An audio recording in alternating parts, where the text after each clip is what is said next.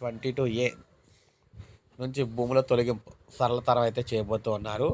So మనం చూసుకున్నట్లయితే రాష్ట్రంలో పెద్ద ఎత్తున భూములు 22A నిషేధిత జాబితాలో ఉన్నాయని, అందులో నుంచి ప్రైవేటు వాటిని తొలగించే ప్రక్రియను మరింత సులభతరం చేస్తామని రెవెన్యూ మంత్రి అనగాని సత్యప్రసాద్ స్పష్టం చేశారు.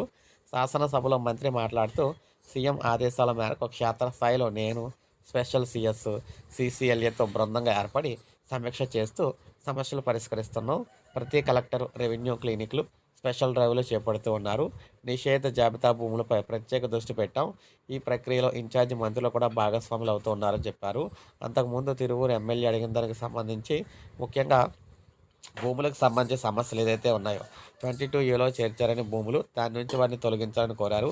విశాఖ ఉత్తర ఎమ్మెల్యే కూడా కోరడం జరిగింది. విశాఖ జిల్లాలో సో మనకు చూసుకున్నట్లయితే 78, 79లో ఇద్దరు మాజీ సైనికులకు ఇచ్చిన భూములను వంక పారంపోకులుగా చూపి నిషేధ జాబితాలో పెట్టారని చెప్పేసి అన్నారన్నమాట. ఇటువంటివన్నీ కూడా పరిష్కరించాలని కోవడం అయితే జరిగింది. ఈ విధంగా భూముల సమస్యలకు సంబంధించి పరిష్కరించాలని చెప్పేసి కోవడం అయితే జరిగింది. నిషేధ భూములన్నీ కూడా తొలగించాలని. సో ఇది అప్డేట్. ఒక లైక్ చేయండి, సబ్స్క్రైబ్ చేసుకోండి. మా ఛానల్ సబ్స్క్రైబ్ చేయండి.